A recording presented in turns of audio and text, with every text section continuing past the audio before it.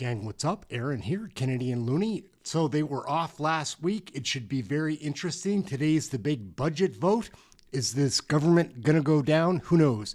Aaron, Canadian Looney, like, share, subscribe. We've got a lot of content to watch before we hit the House of Commons floor. Some things were going on this morning and over the weekend. Mark Carney got booed. Let's check that out. Should be pretty fun. We'll kick it off with our intro right into the videos. Let's go. Questions orales, oral questions. Oh, hello. Do you have a warrant to be here? Everyone has an opinion about Canadian federal politics. WTF. Hey everyone, quiet down. There's a bulletin on TV.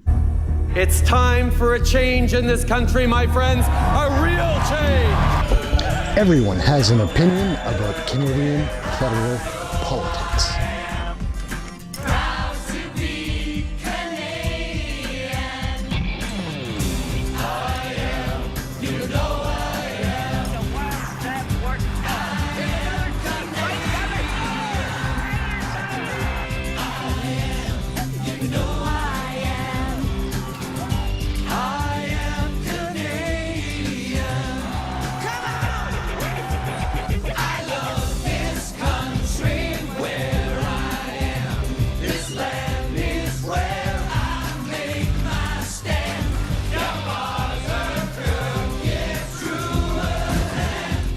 The one we call Canadians.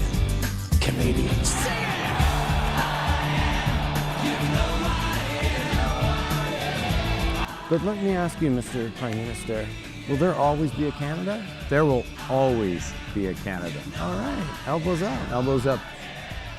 Hey gang, what's up? Just Aaron right here, Canadian Looney. We have issues in Canada, right? Unless you're completely head in the sand, be aware of this. Oh yeah. And now, oral questions. Questions orales. Oral questions. And we welcome Canada's Prime Minister, Mark Carney. Your passion for hockey and the Edmonton Oilers is well documented. I wonder what kind of history and allegiances you have with the CFL. Well, I got a lot of history and allegiances with Edmonton as well. I grew up in Edmonton. I used to go to games from time to time back in Clark Stadium. We're talking Tom Wilkinson, Bruce Lemmerman, Larry Highbaugh, the whole team, George McGowan. So it goes way back, and you know I've kept loyal. It's been a bit difficult in recent years, I'll admit it. Right. Would have been easier to be a Bomber fan. Or, that was a good time to fan. grow up being an Edmonton football fan with all those championships, though. It was fantastic, and it rolled into the Warren Moon days as well. So yeah, back when we were City of Champions, James, if you remember that. Been a while, might happen again. You have been to a couple of Grey Cups before. Yes, yeah. I went to what I thought was the coldest place on earth, which was the Ottawa Grey Cup in like 2005-06. Right. But I went to the McMahon Stadium one, Al's Riders, 2009. You know, the famous 13th guy on the field at the end. I mean, it was an incredible game.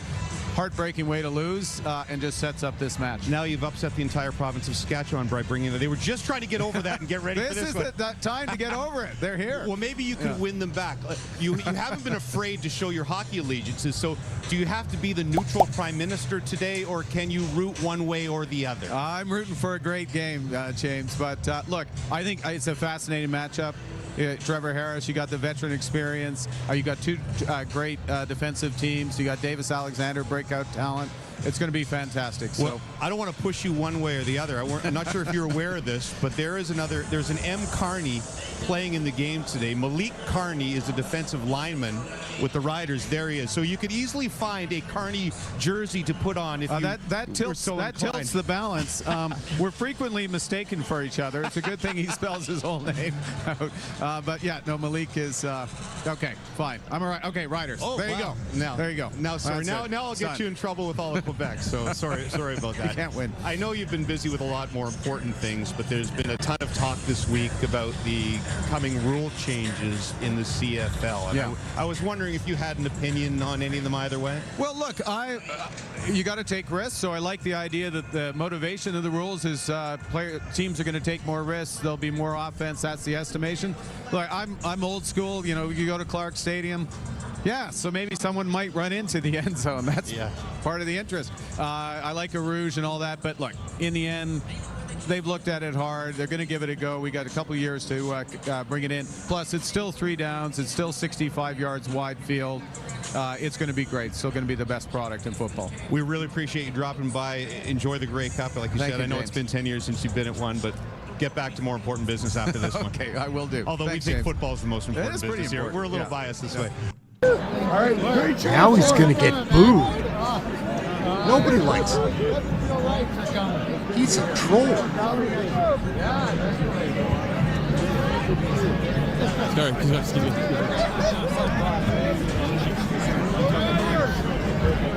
Just try to stick him on this side.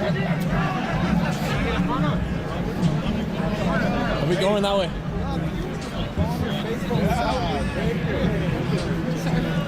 Proud to have you here. Really proud to have you. I'll tell you, Winnipeg's I went to the social last night.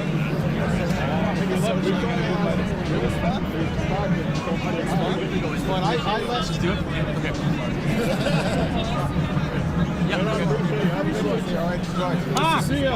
Mark, can I get a selfie, buddy? Sorry. Great job. Thank you.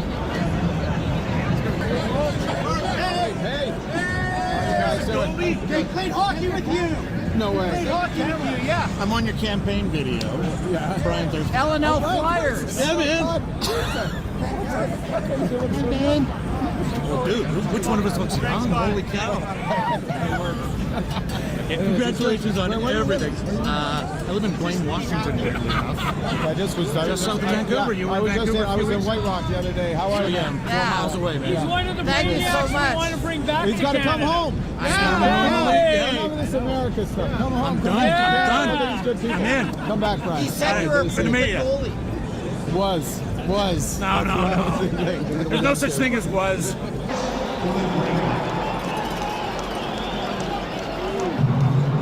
Some stories never end. They just wait for the next chapter. In 2009, Carnage won the final for the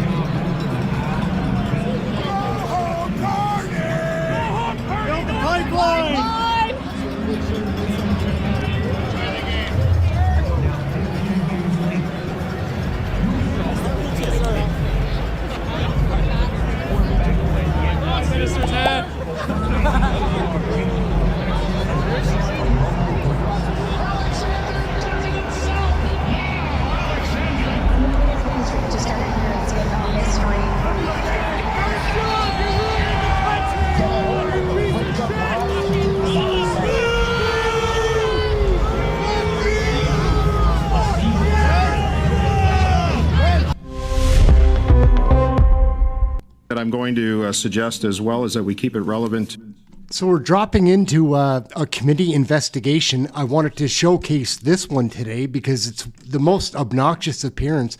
That little FPC, he's our midget-sized finance minister that dropped that huge budget, looking to wipe out Canadians totally in the ruse, the guise of supporting us. We're not woke here. We don't need your support. We need housing crisis. We need to have that fixed. We need the inflation crisis. All this ludicrous spending now, it's ridiculous. Anyways, we're going to get right into the committee. We've got Michael Cooper, Michael Barrett, and Larry Brock coming up against little pint-size FPC. Who's a troll? Watch. To the discussion at hand, and less interruptions, the better. Members have 6 minutes in the first round. They're allowed to ask and use that time in whatever way they choose to, so I'm going to enforce that. Minister, thank you again. Mr. Barrett, you have 6 minutes. Go ahead, please. Thanks very much, Chair. Minister, under Section 10 of the Act, you have the power to fire the chair and to fire the board. You just said in your opening statement that you'd taken all reasonable steps. I haven't heard yet that you fired anyone. Who have you fired? I work on the basis of evidence. I'm a lawyer, and I would certainly caution members of this committee to apply due process when they're looking at allegations. That's why we have, the moment I was made aware of allegations, we had a third party to come to do a full investigation and report back to me. Right. And in addition to that, now there'll be a third party law firm to which whistleblower can go and report Do you their believe findings. the whistleblowers, Minister? Sorry? Do you believe the whistleblowers? Your department has been briefed at length. The PCO has been briefed at length. Very simple question, yes or no. Do you believe them? Well, listen, I believe in the evidence that I receive, and the evidence that I have so far is contained in the report for which you have a copy. That's the evidence that I have in front of me today. Will you condemn Sustainable Development Technologies Canada for saying that the whistleblowers are lying? I will You said that there should be due process. So they've already determined that what the whistleblowers are saying, in their opinion, is a lie. Do you think that that's appropriate of SDTC Listen, to say? I think you'll have the opportunity to ask that question to the chair and to the CEO of the company. Well, I'll let them speak with all for due themselves. respect, I'm asking you. You're the minister. No, but I think the question is for the CEO and the board if they said that. What I'm saying is that me as minister, I work under the terms and conditions of the contribution agreement, which you've seen. Right. I work on the basis of the law which created STDC. Right, and that law allows you that gives you the power to both appoint the chair and members of the board, which you haven't exercised the ability to fire them. Their term is based on good behavior. I have another question. Well, let me just say, if for cause, Mr. Barrett, they can be terminated for cause. So yeah, their term is for good behavior. What we've heard, sir, for cause. is what we've heard is their term is for good behavior. They're appointed. And it's based on the minister's decision. That's you. So are you going to guarantee the whistleblowers the same level of protection offered to public servants? Well, the law specifically, and it's not me, as you would know, you would go back into the act. Those employees are not part of the Public Service of Canada, sir. That's not me. That's the law that Parliament adopted at the time. I could take some time to offer you some suggestions that would include appointing a chair and appointing members of the board who would guarantee the protection of whistleblowers who've identified gross mismanagement and misconduct when we're talking about more than $100 million in funding. So will you admit today that SDTC has seen rampant corruption through conflicts of interest and funding ineligible companies and projects? You talked about the RCGT report. That's listed in there. So will you confirm that you agree with that finding? Well, I would say I find you're making a number of assumptions. As a lawyer, I would caution you to do that. The only evidence that exists on the record today is in the Raymond Chabot Grant Thornton report. That's the only evidence that exists today. If you are in possession, no, but let me say to you, if you're in possession of further evidence, I would welcome you to deliver that to me. Minister, and then we can have a fact-finding exercise. You're in possession of the same information I am. It's more than 300 pages that the whistleblowers gave to PCO and furnished your department with. I am not in possession of that document. Well, what I'm saying I'm in possession. You should.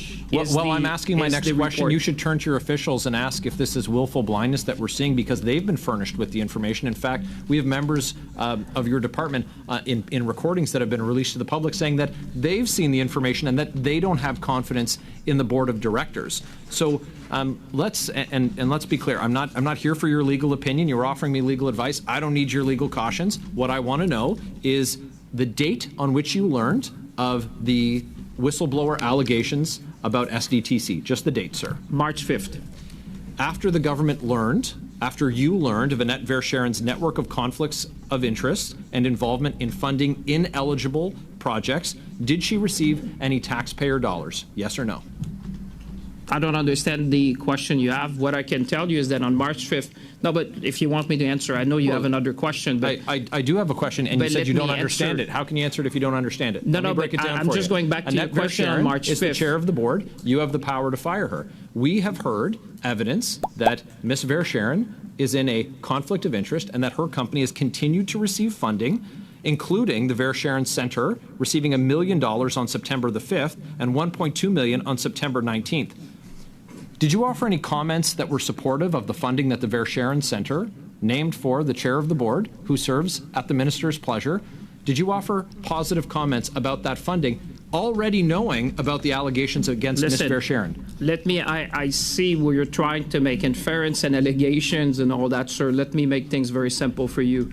I learned on March 5th, that's what at the time I was briefed by my official. Yep, that on March comes 17th, before September 5th. Yep. Mr. Chair, if you want, I'm happy to hear the question, but if I'm not able to answer, I was just going to say, sure let the minister answer I'm a lawyer. Mr. Barrett, if you don't mind. Thank you. Because if you want me to answer, give me the opportunity. Let's hear it. So what I'm telling you is that on March 5th, this is the time I was briefed by official. On March 17, the department issued a contract to Raymond Chabot to do the investigation. On September 27, I got the findings of that. On October 3rd, that's where I've got 10 seconds left, Minister. I would just say you heard about it on September, or you heard about it in March. Then in September, you went on to give positive praise for more funding to Ms. Verscheren, who's at the heart of these conflict of interest allegations. You have the power to fire the chair. You have the power to fire the board. Why haven't you fired anyone? Mr. Chair, I would really... Minister, that concludes this round of questioning. You went over by about 10 seconds, according to our colleagues in the Liberals. Madame Fortier, we're going to go to our second round of questioning. Mr. Cooper, you have 5 minutes. Please start. I'm going to really go tight on the timelines here, okay? So, go. Thank you, Mr. Chair. Mr. Minister, I just want to clarify an answer that you had provided. Did you say that you do not have possession of a 300-page whistleblower dossier? Did I hear you right? The department does. I don't. Have you read it? No, I don't have possession of it. The department has. You haven't? You mean to say that you take this very seriously, that you're willing to take whatever action is necessary? You've repeatedly said you're a lawyer, and you haven't taken the time to review the contents of the 300-page. Well, I'll tell you very simply, you're a lawyer as well. I'm not the fact finder, I'm the minister. There's people who, their job is to do the fact-finding mission. When they provide me with evidence, the only evidence that exists today, Mr. Cooper, I would tell you, is not the allegations that people have brought. Is the report from Raymond Chabot Grand Thornton. I thought you would have been interested in seeing that evidence as minister. And further to that, Minister, have you met with the whistleblowers? I don't think it would be appropriate for the minister to meet with whistleblower, because as I would tell you, and you have legal training, the lawyer, I'm not there to do the fact-finding mission. That's why we have a third-party law firm, and we have Raymond Chabot to do that. You have said that you need evidence. But, Minister, through you, Mr. Chair, there is evidence, and it's contained in the RCGT report, which made findings that are damning, that you are downplaying, including $53,580,000 that was handed out to 3 companies who were ineligible recipients, a further $38.4 million that went out the door as so-called COVID relief payments, which were questionable, and in which of these 21 companies that were looked into, 6 of them involved members of the board who had conflicts of interest, 29% of the companies. So when you say that you need evidence, you have that evidence, and yet you haven't used the tools that you have at your disposal, including Section 10 of the Act, to fire the chair and fire the board. I would respectfully disagree with that. If you see how it was qualified, Mr. Cooper, as a lawyer, it's called inconsistencies.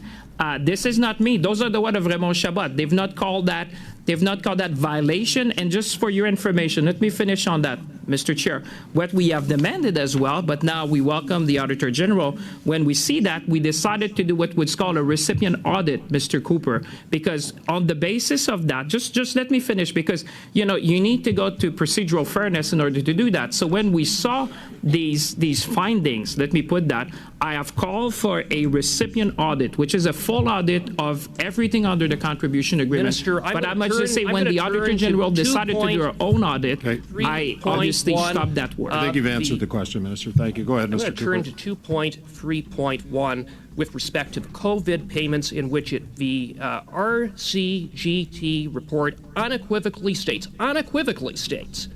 that the corporation's conflict of interest procedures were not followed, and that those members did not recuse themselves. Yeah, I would, what you're citing, and the report speaks for itself. So, but what I would say, Mr. Cooper, I invite speak you. for itself, and what it speaks to is a pattern of corruption, abuse, and mismanagement. But I hope you will question the board and the chair on that, but I would tell you the rights and obligation. You're a lawyer. I would invite you to read the contribution agreement. It is very specific as to the rights and obligation and the terms of condition of the minister. And if we come to a material breach of the agreement, I can take action. But if you have further evidence through the testimony of people who are going to come here, I tell you, I'm willing to take any and all action that is needed in order to make sure that we get to the bottom of this.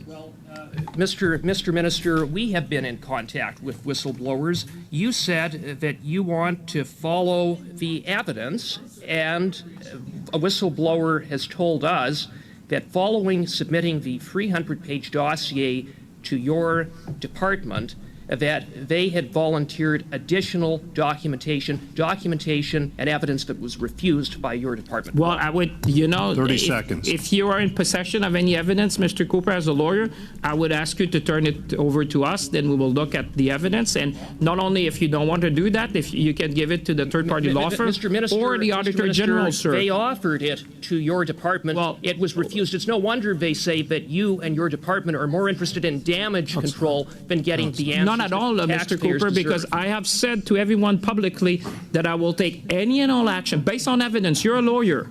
You went to law school. I act on evidence, not allegation. If I have evidence of wrongdoing of any form or material breach under the contribution agreement, we will take all action needed and we'll go to the bottom of this together. Thank you, Minister. Ms. Khalid, you have exactly 5 minutes. Go ahead, please. Thank you so much, Mr. Chair, and I appreciate all of the fancy buzzwords that my Conservative colleagues are using and going in to talk to whistleblowers, etc. But Mr. Champagne, can you perhaps go through the timelines and the facts of exactly what has happened with this fact-finding exercise and the SDTC? When did the initial third-party fact-finding exercise start?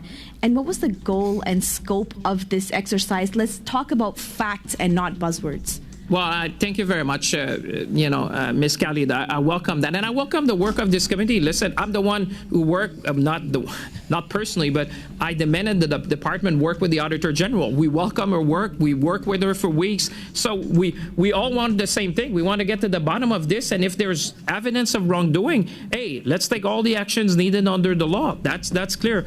In terms of the dates, which I think you're right, we need to get back to facts because there's a lot of allegations of other people, members of the opposition meeting with whistleblower. I am pleased that you're doing that, but I would say there's legal consequences for you to do that. If you have evidence, you have to turn it over so that we can take action on it. But I would say I work on the basis of due process. So on March 5th is the date where I was briefed by the department, and I'm sure to access of information, you'll get access to that brief. And I insisted on the basis of allegations at the time that we do a fact-finding mission. So we hired Raymond Chabot on March 17. They did their investigation until September. On September 27, and you will be happy because that's also going to be, as a matter of public record at the time, I was briefed on September 27th of the result of the fact-finding exercise and the proposed next steps. On October 3rd, I demanded that we have a management response and action plan because the allegations we saw in the report or what was presented to us needed a number of corrective action with respect to, I would say, how certain projects are selected, approved, the eligibility, the funding, the monitoring. So, and in addition to that, you'll be happy, I demanded at the time to the department to conduct a full audit, understanding that the Raymond Chabot Grant Thornton report was kind of an overview of that. And in addition to that, when there was allegation with respect to human resources, we demanded, because just to go back to Mr. Cooper's very thoughtful question, I do not have the right as the minister to involve myself in human resources of an independent organization under the law. We demanded from the board that they grant us full access so that we can get the record, we can get access to the people. We demanded that they waive any restrictive covenants so that people can speak freely to us, and therefore that we can have a law firm to say, if anyone in this group has any contact with any whistleblower or third party which has complained, I would demand that they would go to that law firm. We're about to appoint them. We did the selection process. They're about to be appointed in the coming days so that they can speak freely, provide a report to the minister, and then on the basis of that and the Auditor General's report we'll take all the appropriate steps. And in the meantime, in being a prudent person, as you would know me, in managing public fund, I suspended all fundings. So I said, you know what, until everything is clear, until we have got to the bottom of the issues on funding, as the colleagues have raised, and on the HR, I'm suspending all funding. So to preserve the integrity of the process and defend taxpayers, I said, we'll stop all funding. And, you know, once we clear the mud, we will get back to business, but you know there might be needed additional actions, and I can tell you, you've seen in the press people were even concerned that I would even kind of overstep. But you know, in a sense, I make sure that we respect the law, the due process, the agreements, so that whatever we do will be fully compliant with the laws and regulation and the terms and conditions. Thank you, Minister. So you've said that you took action as soon as you learned about it, and you stopped all funding as soon as you learned about it so that the investigation can happen. You've created a proactive regime to ensure that what we're doing, what you're doing as a minister is the right thing to do for Canadians. Can you tell me why that matters to you? Well, you know, I fundamentally believe that any institution, organization that receive public funding need to be held to the highest standard of governance and respect to human resources practices. We've heard it, you know. At the time, it's not me nor you, but in 2001, Parliament decided to create an arm's-length organization. That was the choice. Thank you, Minister, Monsieur Villemure. So we started at 3:47, which means that we've got in this round we've got 2 more 5-minute rounds to go. I'm going to go to Mr. Brock and then Mr. Kellaway, and then we'll end this this session. Mr. Brock, 5 minutes, please. Go ahead. Thank you, Chair. With respect, Minister, I know you started off by trying to brief us on your legal knowledge and trying to give us some legal parameters. But with respect, we don't want to hear about your legal opinion. We want to hear about your political responsibility as minister on this extremely important portfolio. Understood? Understood. I do my job, and I have a legal background, and I'm very proud of that, and I want to excuse myself to say for the record that I happen to understand these things perhaps better than others, because you understood the question. I'm a lawyer and I used to be managing ethics. Sir, I got limited time. I will move on. Sir. Thank you. Thank you, sir. You've heard the concept of ministerial responsibility, right? I'm very familiar. I've been Minister of the Crown. Yeah, the buck stops with you. I totally, you but keep, I would you tell keep you. talking. No, sir, this is my time to talk. I haven't asked you a question. Okay? You talk about, well, you know, that's not my responsibility, and they're going to be doing this review, or they're going to be making those changes, etc. But ultimately, they report to you, sir. The buck stops with you. And I know that there is a pattern in this Liberal government of ministers not accepting responsibility. I hope you're going to buck that trend and actually show real leadership and actually accept responsibility for this matter, because this matter has essentially been a year old. These whistleblowers come to the Auditor General and complain, not just one whistleblower, up to 20 whistleblowers, consisting of employees, consisting of senior executives. And I know that the SDTC likes to classify them as just troublemakers, but they're not. They received advice to prepare a 300-page informational package and send that off to the Privy Council office. That was done in February. Now, I understand through your evidence, sir, that you received notice that your department received that report in March, correct? That you did not receive, that you did not review that report yourself? Mr. Chair, can I answer the question that was like 30 seconds? Because, you know, there was a lot in this, by the way.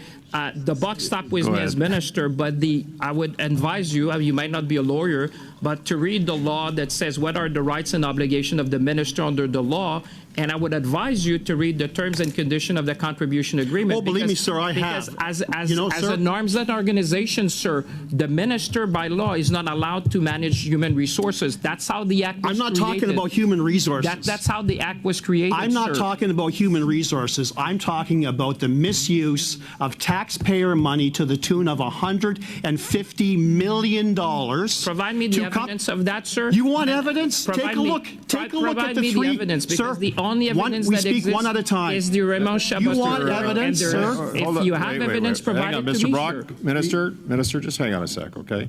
Let's get one person talking at a time. You want here. evidence? I understand it's emotional. Mr. Brock, you have the floor. You have the floor. Go ahead. I suggest if you want evidence, you actually show some responsibility and read that 300-page report which listed all of the improper payments that went to companies that did not adhere to the contribution agreement number 9 that you keep referring to, that forms the basis of your legal obligations. I encourage you to do that, sir. Or did you, in fact, just receive a briefing from someone in your department about that 300-page report? With respect, Chair, how can you say that they don't respect the contract? Have you done the forensic audit? I mean, there's people who have done forensic audit. I'm not sure you have done that, but Raymond Chabot did a forensic audit, sir. And that's not the conclusion they reached. That's what I'm saying. You have to work on the basis of evidence and have due process and procedural fairness, sir, because if you're going to say things like that, sir, I'll tell you something. If you're going to say things like that, you have to make sure that what you say is backed by evidence. Thank you for that advice. Have you ever contemplated why the Auditor General is actually involved? Yes, because we've been working with them. Because they feel that you didn't do your job. That's not at all. Ask them. All right. Ask them, sir. That's exactly what they're saying. Because we work with them and we welcome their investigation, sir. People need to be held accountable. People need to be fired.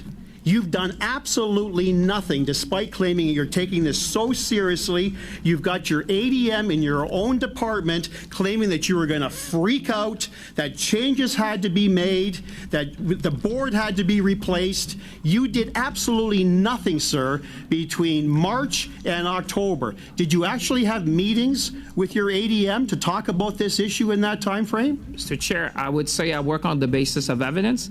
What the members Sir, did you have conversations with your ADM? And I would advise you should take legal advice before you make these allegations, sir, because the only evidence that exists is in the Raymond Chabot report. Thank you, sir. We're going to Mr. Kellaway for 5 minutes. Go ahead. Well, thank you, Mr. Chair. And I want to talk just a little bit, some observations or some things that have come to my mind during this particular session of committee. I've been on the committee for a very short period of time. I'm not a lawyer, but I'm glad I know a lot of people are.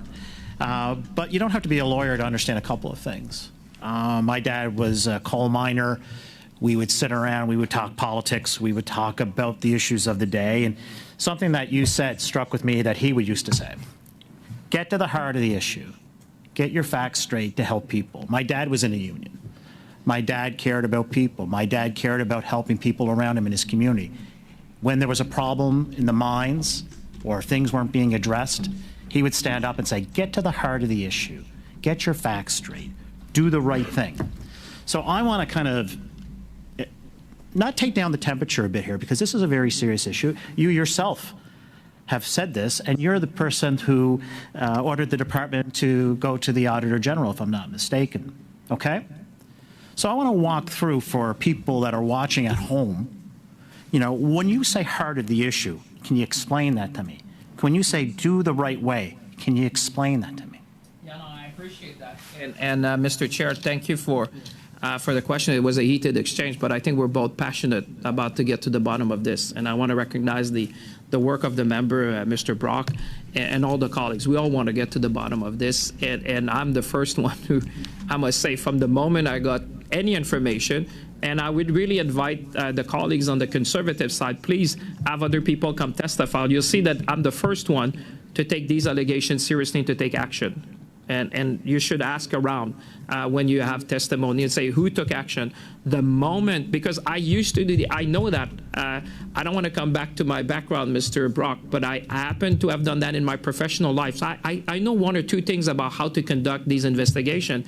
So the moment we had that, I said, you know, you're guilty as much as an act or an omission. So I said, the moment we're in possession of any allegations, The moment you have that, because they're allegations, there's reputation on both sides. You need to make sure that allegations are then structured. So I said, let's have a forensic audit, not just anyone claiming that there's a breach. You need a forensic audit. And there's experts, there's people who do that for a living. That's why we said, Raymond Chabot, do the forensic audit for us. When they came with that, Mr. Callaway, I was not even satisfied. I said, you know what, we need more of that. And therefore, we have engaged with the Auditor General, and I'm so pleased that she's decided. We've been welcoming that. We've been even saying, why don't we do it together? We wanted to do a full audit of the contribution agreement, as we're allowed under the contribution agreement. And on the human resources side, as to the point of Brian, Mr. Massey said, since I don't have actual, and I accept what Mr. Brock said, the buck stopped with me and everything. I agree with that. But I need to do it in a way which is fair and is sound and legal. I do not have the power under the Act or the contribution agreement to go and take the human resources record of that independent entity that Parliament decided would be independent. I needed to ask the board to give me that. I do not have that power. We said, give us that information. Waive any covenants you have with the employees. Allow people to speak freely. We need to get to the bottom of this. And if you don't, I will make sure you do, because I'll fire you. So they agreed to say, we're gonna get access to that, and then we're gonna get the evidence that is coming.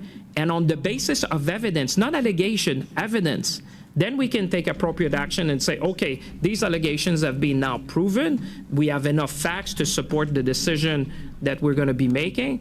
And that's the process. I've been making sure that the employees, to the point of Mr. Massey, are protected, that we do that fairly but swiftly. Because the first thing, and I don't think that's something that my colleagues on the opposition have already said, but I've even suspended the funding pending the investigation to protect public interest.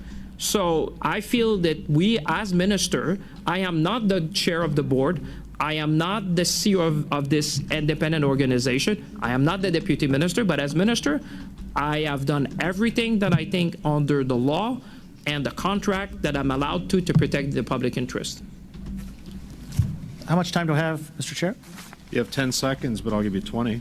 Wow, okay. Yeah, go ahead. Well, that's some good negotiating. I got an extra 10 seconds. So I just want to give you a chance. I think you highlighted some of this, but what options exist to strengthen the oversight of the SDTC going forward? Mr. Callaway, that sounds like a long answer, Minister. Well, okay, maybe. If you can answer that in 15 seconds. Well, one or two things appreciate may not be a long answer, but I take your point. Well, I would say the management response and action plan touch on certainly governance, talks about ethics, talk about project review, and certainly once they have put that in place, and I've enjoined them to put that in place way before December 31st, so that if it is satisfactory, and I will want a third-party audit that it's satisfactory, then we will restore the funding to the organization, but only when I'm satisfied fully that we've got to the bottom of this, that the Auditor General has got to the bottom of this, and that we come out of this with an organization that has the trust of the people and the employee.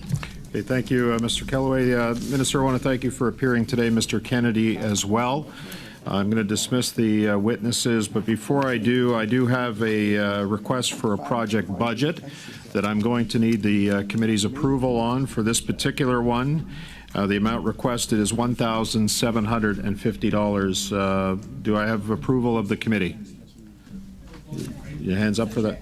After this, yeah. Okay. Have approval of the committee? I just need nods. Yes, yes. Cheville Muir. Okay. So there you go, Madam Clerk. And we are, do you have one more thing you need to deal with, Ms. Khalid? Or because we need to adjourn and move into subcommittee. Go ahead. Yeah, absolutely, Chair. I just wanted to know, I mean, I know that every single member of this committee has promised that we are going to prioritize the social media study. So I'm just wondering what happened to our witnesses on Wednesday? Where did they go? Did they cancel, or did you cancel on them? That's part of the discussion that we're going to have at the subcommittee. So I would rather. I think I would like to know, because, Chair, I'm not part of the subcommittee. You're talking about the social media study? Media study, indeed, Madam Chair. Clerk, if you want to, I have no problem discussing this right now, but if you want to advise Ms. Khalid what department officials have said about the social media study and their request to appear before the committee. Go ahead, please.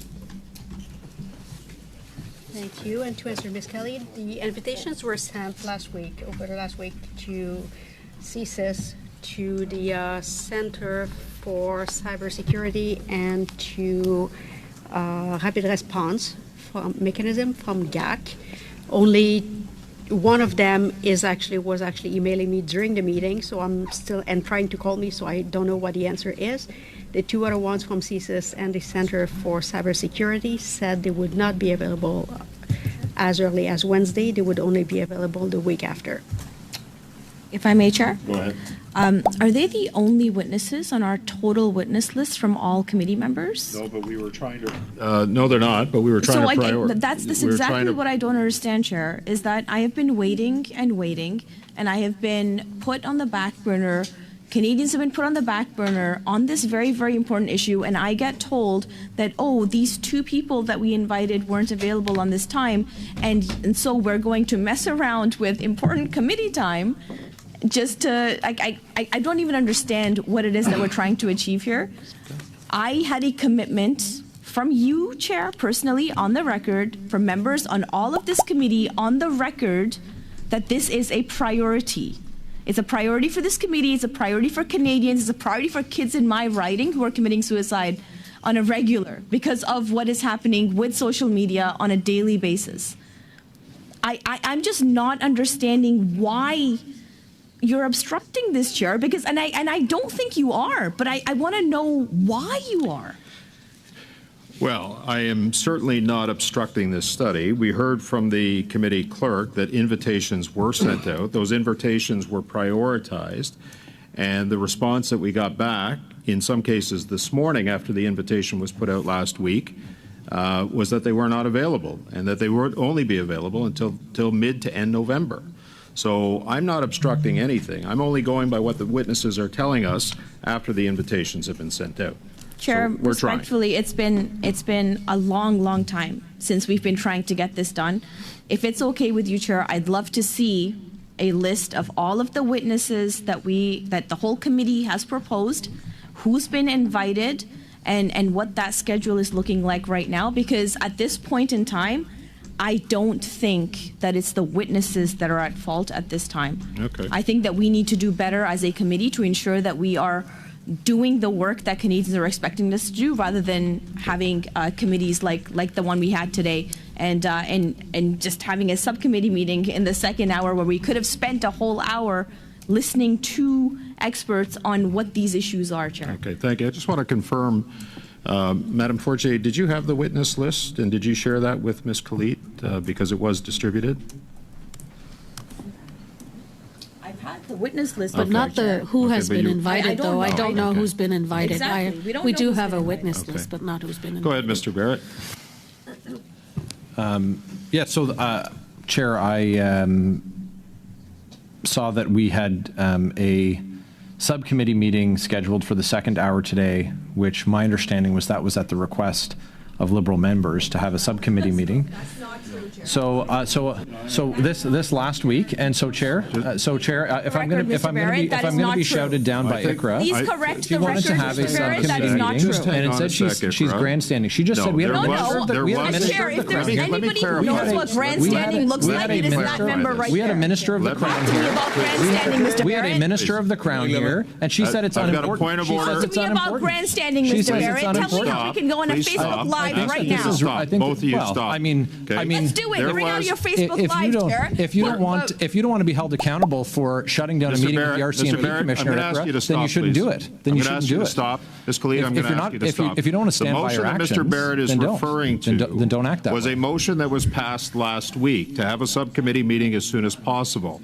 Given the circumstances of the extra hour that was available to us this afternoon, I'm fulfilling the committee's wish on that motion to have a subcommittee meeting. That's how this came up. So they did want a subcommittee meeting. No, that is absolutely incorrect, Chair. I would hope that you would correct the record on Mr. Barrett on this. This is absolutely false. I am sick and tired of these lies that these Conservatives are pushing forward in our committees every day. Then let's not have the meeting. There are no more lies from you, Mr. Barrett. I just explained the circumstances surrounding surrounding the subcommittee meeting. And those are the facts. Chair, if she's going to be yelling about people lying, which she just did. Mr. Barrett, I'm going to ask you to stop, please. Chair, she just specifically said that I was lying. I'm asking both of you to stop. Mr. Barrett just put out a Facebook Live to put the I'm asking both of you to stop. Putting our lives and our... I'm going to suspend the meeting. Meeting suspended. All right, gang, we're going to switch over to question period now. Oh, my God, what a crazy committee meeting that was. Oh, my gosh. 80% of food bank users are seniors, up from 6.8% in 2019. Finch, which gives the government its credit score, warns that because of Liberals ignoring their own... Again, this is question period live. This is in real time. So like in the next 3 or 5 minutes, they'll start question period. These are the statements they do beforehand. I find the pre-show I do more interesting than what goes on before question period starts. Like, share, subscribe, get notified. Let's get this audience going. What a wild committee that was, though. Pretty nuts. Understand the physical responsibility of budget demands, a lesson this Prime Minister, a former banker, clearly hasn't learned. No wonder he wants to fire the budget watchdog for telling the truth. The honourable member for New Westminster, Burnaby, Maillardville. Mr. Speaker, last week on the 10th of November marked 50 years since the wreck of the Edmund Fitzgerald, where a ship and all 29 crew members perished in Ontario's waters of Lake Superior. This was one of the biggest disasters on the Great Lakes. Although this happened long before I was alive, the story lives on to this day through the Canadian artist Gordon Lightfoot's song, The Wreck of the Edmund Fitzgerald. Lightfoot was a large part of bringing awareness across the world to this tragic tale. Lightfoot passed away in 2023. The bell of the ship was recovered in 1995, and on every 10th of November, it is rang 30 times. Once for each member of the crew of the Edmund Fitzgerald, and once for Gordon Lightfoot. The legend lives on from the Chippewa on down of the big lake they called Gitchagumi. Thank you.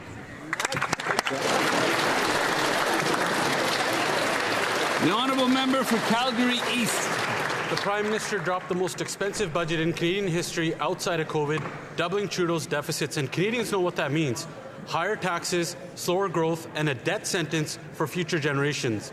As hardworking Canadians continue to pay the price, Canada's two-tier tax system benefits companies like Brookfield. At the Finance Committee, witnesses exposed Brookfield as being the most notorious tax avoider in Canada. As chair, the Prime Minister helped the company avoid $6.5 billion in Canadian taxes through offshore tax havens, including 2 registered above a Bermuda bike shop and another in the Cayman Islands. While young Canadians are told to make more sacrifices, this Prime Minister is doubling Trudeau's deficit, and him and his elitist buddies get to shield themselves from CRA. Instead of avoiding questions like he helped Brookfield avoid taxes, the Prime Minister needs to come clean. Is he here to serve Canadians or himself and Brookfield? The Honourable Member for Sherbrooke. Mr. Speaker, on World Diabetes Day, I'd like to highlight the journey of my son and all those living with type 1 diabetes. Despite the daily challenges posed by diabetes, Charles is an example of discipline and determination. Every day he shows that with courage and perseverance, nothing is out of reach. As a phys ed teacher, he's an inspiring role model for his students, proving to them that obstacles can become opportunities for growth. His commitment goes far beyond his own situation. As chair of the board of directors of Diabète Estrie, Charles actively contributes to advancing the cause and supporting the community. A century ago, the Canadian discovery of insulin changed the world. Today, Canada remains a leader in research because we have the talent and the opportunities. Our government believes in science and supports our researchers, which makes a real difference. Charles, it's with pride that I highlight your struggle and, above all, the admirable person you are. The honourable member for Moose Jaw Lake Centre, Lanigan. Mr. Speaker, yesterday was a historic day for Saskatchewan and all of Rider Nation. After 12 long years, our beloved Rough Riders brought home the Grey Cup. defeating Montreal and Winnipeg. What sweet joy to see green and white confetti raining from the sky in the home of the Blue Bombers. The determination of Trevor Harris, the leadership of Coach Mace, and the grit of every player on the field mirrors the resilience we see in our farmers, our families, and our communities every single day. From the Green Mile to the towns across our province, Saskatchewan families celebrated last night. This victory reminds us that when we come together with purpose and perseverance, there's nothing Saskatchewanians cannot achieve. Congratulations to the Rough Riders. You've made Saskatchewan proud. Mr. Speaker, some people like gold, but in Saskatchewan, we know green is the color, football is the game. Let's go, Riders!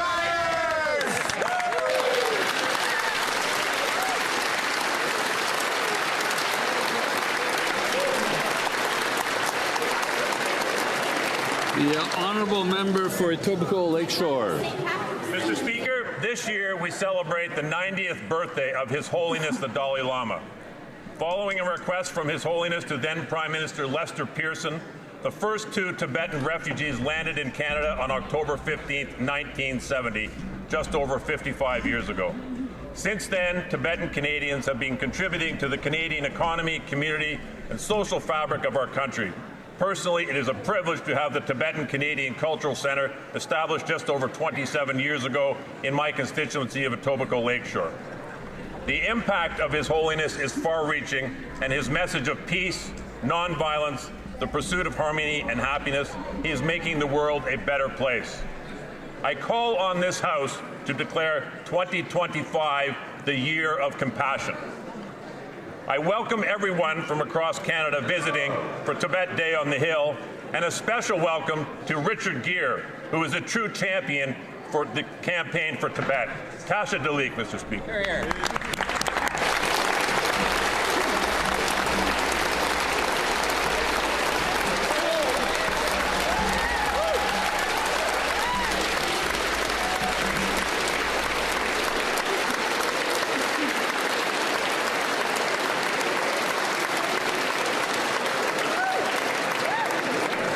Questions. Questions Here we go. The Honourable Leader of the Opposition. En anglais, s'il vous plaît. Canadians deserve an affordable life with an affordable budget. However, this Prime Minister is using his deficit budget as a credit card with no limits. And there are therefore surges in housing, groceries, and taxes. The Parliamentary Budget Officer stated that the Prime Minister has doubled Justin Trudeau deficits that were already record deficits, a $16 billion deficit higher than what he promised. Why is the Prime Minister using his budget as a limitless credit card by forcing Canadians to make sacrifices? The Right Honourable Prime Minister. Mr. Speaker,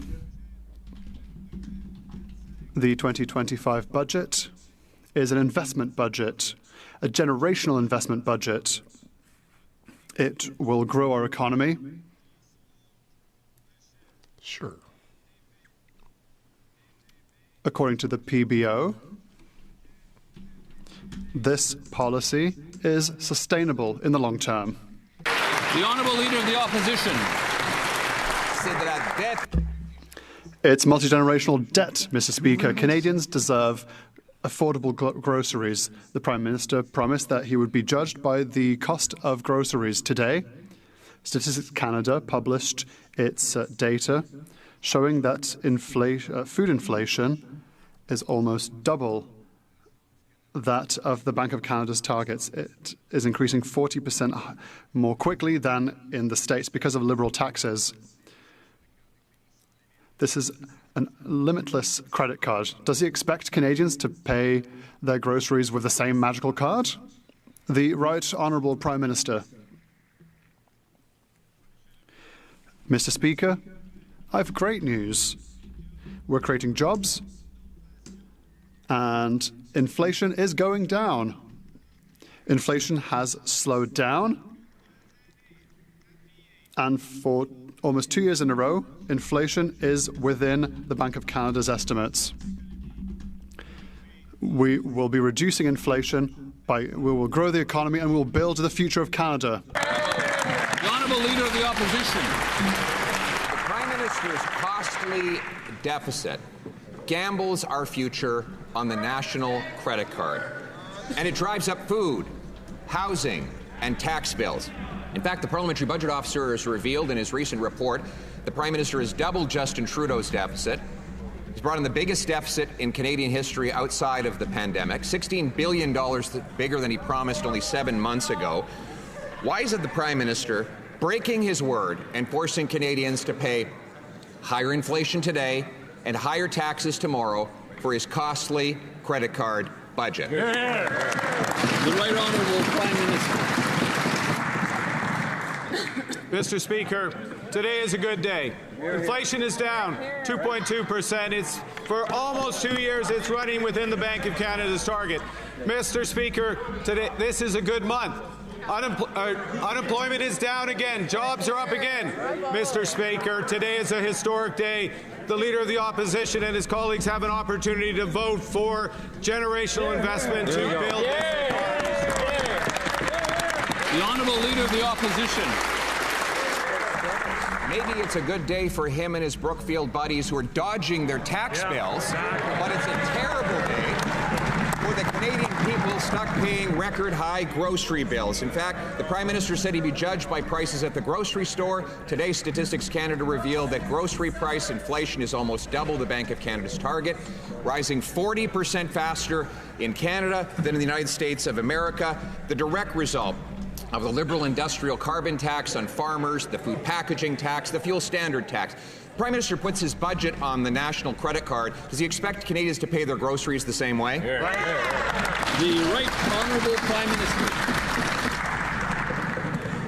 Mr. Speaker, the rate of inflation is down. Mr. Speaker, job creation is up. Mr. Speaker, ambition and confidence in this country is sky high. We believe in Canada. We are investing in Canada. Today is the opportunity for every member of this House to join us. The Honourable Leader of the Opposition.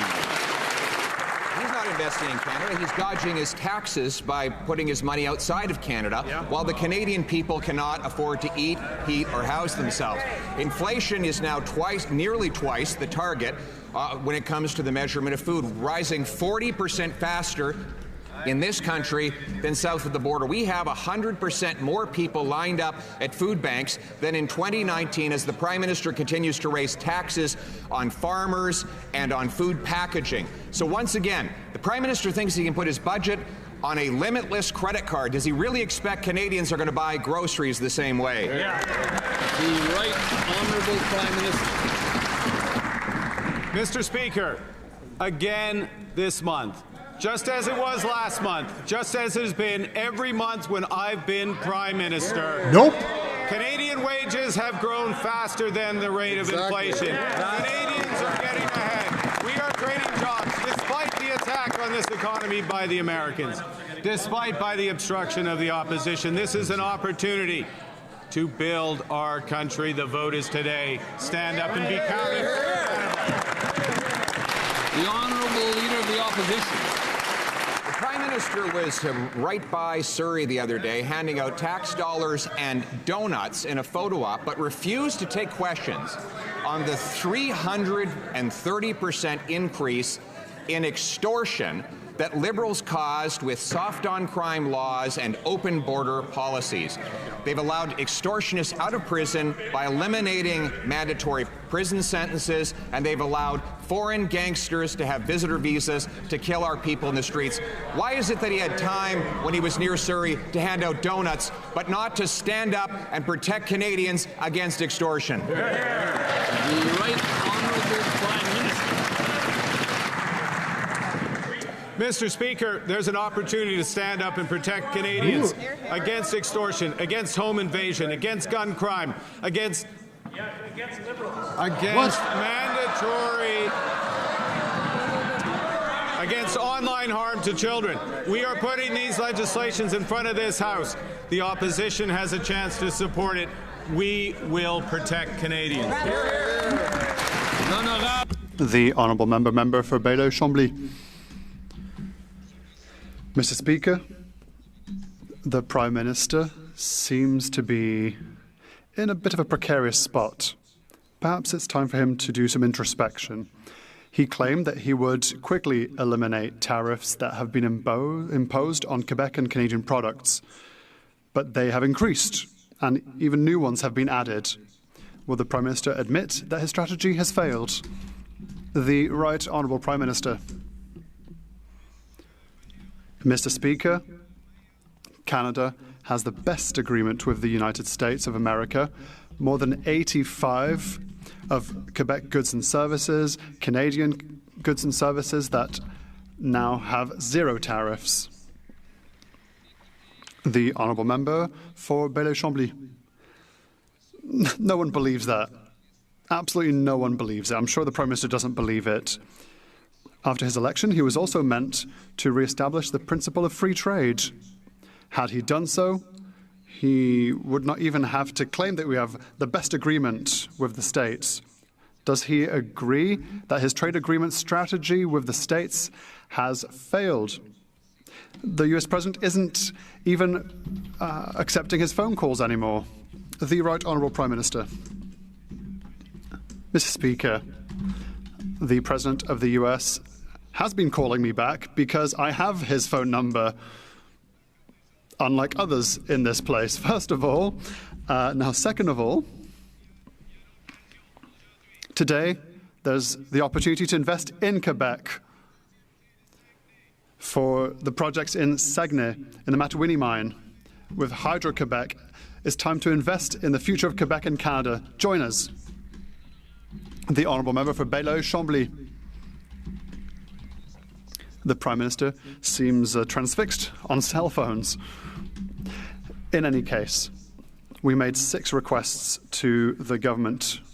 Is the government ready to commit to eliminate discrimination against seniors 65 to 75 years of age? Do they commit to increase healthcares to 6% a year? Will they grant credits to young families when they purchase a first house? And maybe if they do that, we might vote for them. The Right Honourable Prime Minister. Mr. Speaker, in the budget, we will protect, and the members of this House could protect, transfers for seniors that amount to $80 billion total. Huge investments in Quebec, the biggest investments in culture, and massive transfers for seniors. That is the choice we have to make today with this budget. For Thornhill. Let's go. Out of control, and they'll do anything to keep Canadians from noticing. Parliament's budget watchdog has found that the Prime Minister is using fiscal tricks just to hide how much money is being wasted here in Ottawa. He says there's a less than 10% chance that the Liberals will meet their own spending targets, the same targets they've blown through again and again. The warnings keep piling up. The waste keeps growing, and the government's commitment to responsibility keeps shrinking. So the real question is, what are the odds that the watchdog gets fired next, just for telling Canadians the truth? Yeah! L'honorable ministre des Finances. Mr. Speaker, it's only Monday, and we already have good news, Mr. Speaker. Inflation is down. Employment is up, Mr. Speaker. And we presented to Canadians a generational investment budget, Mr. Speaker. We're going to invest to build this country. We're going to invest to protect our sovereignty. We're going to empower Canadians. Mr. Speaker, we're going to grow this economy the second fastest rate in the G7, Mr. Speaker, because we believe in Canada, and Canadians are going to see whether the Conservative believe in Canada, because today we'll have a vote, and let's hope that we're going to walk together. Mr. Speaker, Canada needs to grow. The honourable member for Thornhill. Can't afford groceries. They can't afford afford rent, they can't afford their mortgages, and they want us to support the reason why. I think most Canadians would say no thanks. But back to the parliamentary budget officer. Remember, this is the same watchdog who called Liberal spending stupefying, shocking, and unsustainable. Now he says the government has abandoned any restraint at all. So no wonder the Prime Minister wants him gone. How many more watchdogs, how many more damning reports will it take for this government to stop maxing out the credit card with their reckless spending? L'honorable ministre des Finances. Mr. Speaker, I know it's a big budget. I'm afraid they may have missed a chapter, Mr. Speaker. Let me help them. Someone told Kevin Page, Mr. Speaker, we serve our nation, and I quote, "We need to focus on economic growth. We need capital investment to boost innovation, improve our infrastructure, and diversify our trade. We live in dangerous times, and we must meet our NATO spending target."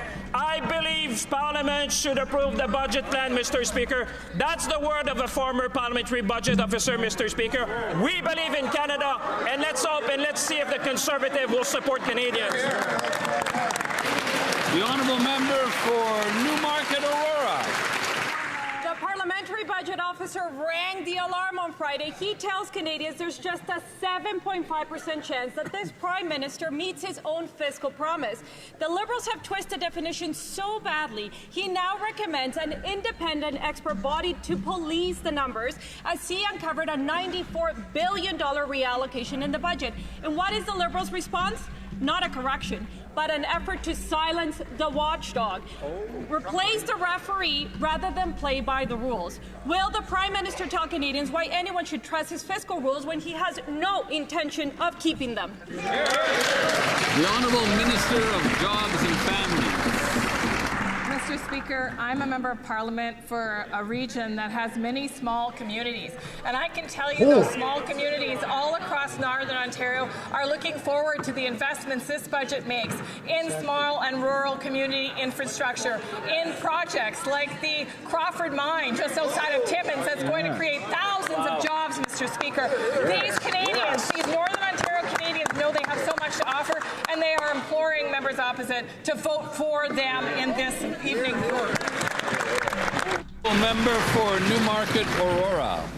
Of course, the Liberal government shrugs off their own experts when truth is not convenient to them. One day after the budget dropped, Fitch credit ratings rang another alarm, warning that the Liberals' reckless spending is eroding Canada's finances and putting pressure on our credit rating. Budget 2025 blows the deficit up to $80 billion and pushes our general deficit far above the AA credit rating median. They also remind us that the Liberals have a strong track record of breaking every fiscal anchor that they set. How many more fiscal watchdogs need to blow the whistle before this Prime Minister reins in his reckless spending? The Honourable Minister of Jobs and Families.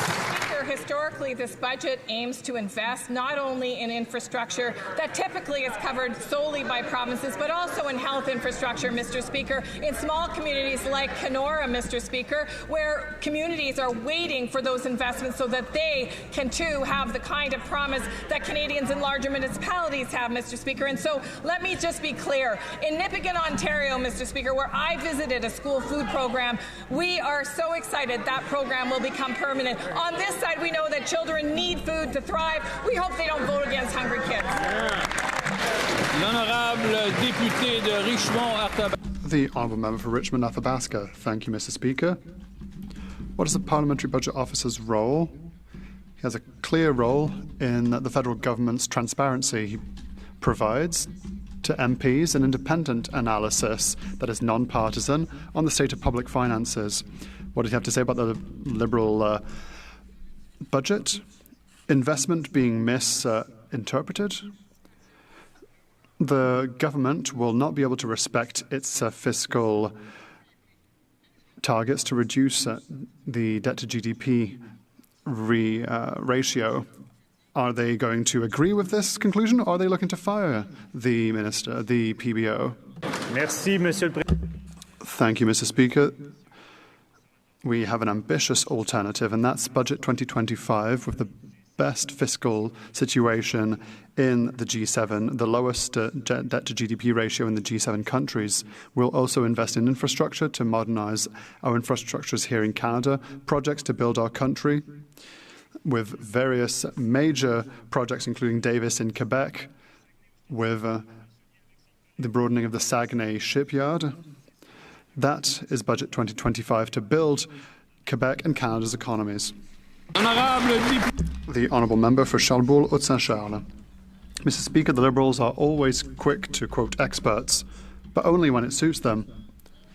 But here we have the Fitch rating agency, which gives the government its credit scores. It says that the federal finances are a real disaster, but the Liberals have turned a deaf ear. Even the Parliamentary Budget Officer last week sounded the alarm, saying that government spending is unsustainable and shocking. How many more reports from our experts are needed for the Prime Minister to realise that he needs to end his irresponsible spending? The Honourable Minister. Let us be clear. Canada's fiscal situation is enviable. AAA rating, lowest G7 debt-to-GDP ratio, and they're getting ready to vote against. They are voting against a 20% increase in salary for Valcartier troops. They're going to vote against our troops and the armed forces. How can they vote against this? The Honourable Member for Charlebourg-Haute-Saint-Charles. Mr. Speaker, we'll always agree with what works. What doesn't work is this government, and it's been dysfunctional for the last 10 years. The Parliamentary Budget Officer did a transparent analysis and said that there is less than a 10% chance that the government will remain within its deficit targets. So we know it won't work, Mr. Speaker. On top of this, the government just posted a job advertisement for the position of PBO. Why? Is it because the current one isn't going in their direction? The Honourable Minister for National Defence. Mr. Speaker, Budget 2025 has generational investments that seek to rebuild, rearm and reinvest in the Canadian Armed Forces. There was a historic $2 billion envelope for salaries, which will help over 90,000 members of the Armed Forces and their family. Of all branches, there have been salary increases costed at 20% last year. I call upon everyone to support our forces for a strong Canada. The Honourable Member for Mirabel. Mr. Speaker, it's been confirmed by the Parliamentary Budget Officer. Liberal deficits announced in this budget are twice as large as announced because the government is disguising expenditures as investments. I quote the the Parliamentary Budget Officer. The government definition of capital investments is too broad. He even suggests that this objective definition should be reviewed by independent experts. If Justin Trudeau had used this method, he would have achieved budget balance every other year, and we would have accused him of austerity. In short, it's a sham. Why are the Liberals hiding the real figures from Quebecers? The Honourable Minister for Finance. I'm happy to see that there is smiling among the Bloc MPs. Why? Because there's so much great news for them in the budget. Bloc MPs can go to the Ile de la Madeleine to announce an airport. If they can be there, I'm sure they'll be here for the vote, because I know the people from the Ile de la Madeleine. They watch TV and they will watch the vote this evening. Mr. Speaker, there's even more good news. The port of Saguenay, the Contrecoeur project, many projects that will strengthen Quebec and will invest in healthcare infrastructure. This is a budget that meets Quebecers' expectations. Will the Bloc be for or against? The Honourable Member for Mirabel. Mr. Speaker, the Parliamentary Budget Officer hasn't had a drink of the Liberal budget Kool-Aid. That's normal because it's his mandate to provide non-partisan analysis, and that's precisely why the Liberals want to replace him. They've issued a call for applications to find a permanent replacement who demonstrates, and I quote, tact and discretion. Tact and discretion, Mr. Speaker. They want a discreet PBO, Mr. Speaker, who will apologise for his words before speaking. They might as well ask him to join the Liberal Party. Are they going to do what they did with judges and recruit the next PBO from the Liberal Party? The Honourable Minister for Industry. Mr. Speaker, the reality is that we're not stopping there. So I'm going to add to what my colleague said. My colleague across the way comes from Mirabel. He knows that aerospace is important, so I'm sure that he will defend it with the same fire that he has shown today. He will defend our investments in aerospace, because if he votes against the budget, he votes against the people of Mirabel who are working in aerospace. He'll also vote against infrastructure and health that are so important for Quebecers. The honourable member for Kildonan St. Paul. Mr. Speaker, the Prime Minister is claiming his massive new deficit spending is an investment in the economy, but Canadians have heard this promise before. In fact, for 10 years under Justin Trudeau, who doubled the national debt, and the results were productivity flatlined, investment collapsed, and business competitiveness fell behind the U.S., which means lower wages and less opportunities for our workers. And now Canadians are hearing that same failed promise from this Prime Minister, who will add $300 billion of new debt over the next 2 years, Mr. Speaker. So why is the Prime Minister repeating a decade of failed Liberal spending promises? What are workers going to get out of it, Mr. Speaker? What is he promising them? The Honourable Secretary of State for Labour. Mr. Speaker, what we're promising is the largest infrastructure investment in Canadian history. This will create thousands of good jobs in the skilled trades, Mr. Speaker. But don't take my word for it. Iron Workers of Canada said, when Canada builds, Canadians work. Leuna Western Canada said this budget will create thousands of great paying union jobs in Western Canada. The Union of Operating Engineers said this budget's a nation-building project represented an important opportunity for workers across Canada. And the Carpenters Regional Council said billions in infrastructure and housing investments have the potential to create tens of thousands of good-paying jobs. Mr. Speaker, why would the Conservatives vote against it? The honourable member for Kildonan St. Paul. Mr. Speaker, the Liberals keep insisting that more deficit spending will strengthen our economy, but the data says quite the opposite. Despite doubling the national debt and promising Canadians it was an investment, after 10 years, Canada ranks well below the average in the world's advanced economies in productivity and business research and development investment, which again means lower wages for our workers. And now the budget watchdog is warning that the budget abandons the fiscal anchors that we need to protect our long-term sustainability. So why are the Liberals weakening our fiscal anchors when a decade of their reckless spending failed to deliver any results for our Canadian workers? The Honourable Secretary of State for Seniors. They say they are fighting for youth, but they plan to vote against a national school food program. They say they are Lisa needs braces. fighting for families, but they plan to vote against a middle income tax cut. They say they're fighting for workers, but they plan to vote against $75 million in apprenticeship funding. And they say they are fighting for our borders, but they plan to vote against a much-needed pay raise for our service members in our armed forces, including in my riding of Esquimalt at CFB Esquimalt. Canadians want to know who they are fighting for, because it certainly isn't them. The honourable member for Mégantic-L'Érable. Mr. Speaker, imagine all the things you could buy if you were given a credit card with no limit, and you'd never have to pay off the balance at the end of the month.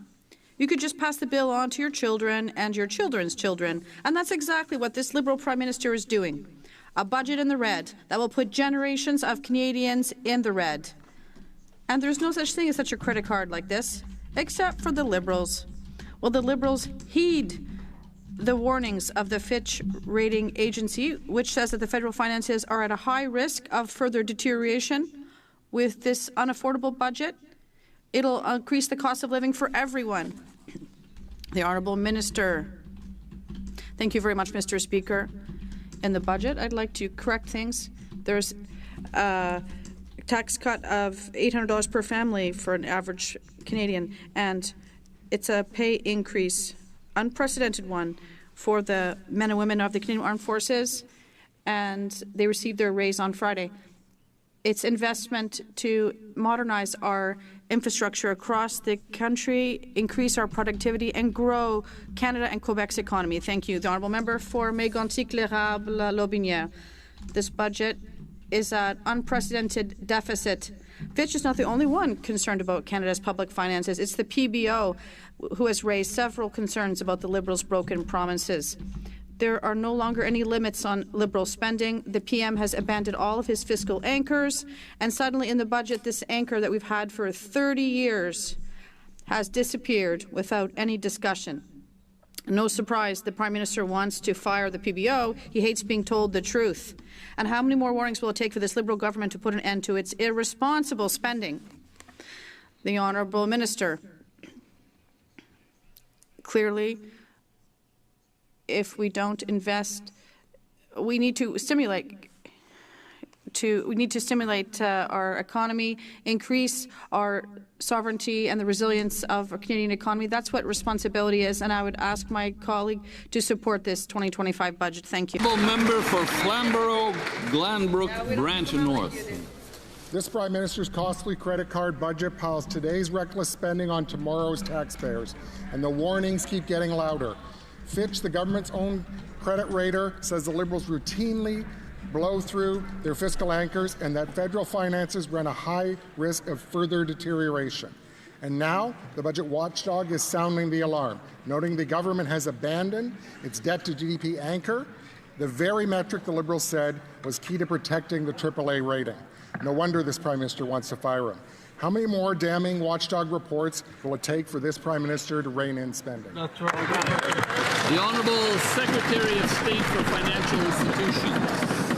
Mr. Speaker, on November 4th, we introduced an historic budget to build Canada into the strongest economy in the G7, to build an economy by Canadians for Canadians, so we will never be reliant on one country again. Mr. Speaker, we are making generational investments in infrastructure, in housing, and in defense, and we will build our economy into the strongest economy in the G7.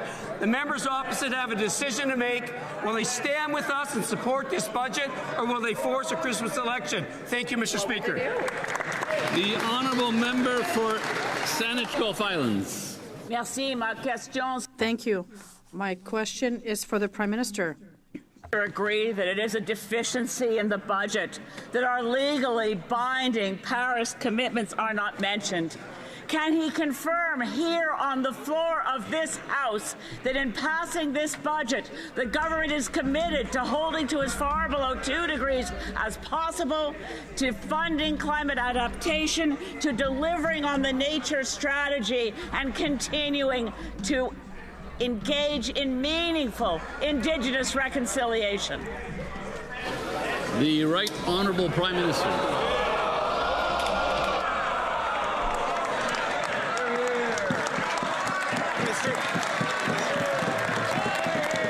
Mark Carney is a con man.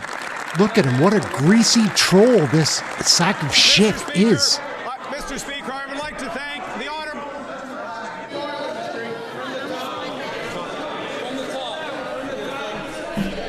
Sit down, you stupid bitch. I don't like Mark Carney. At all.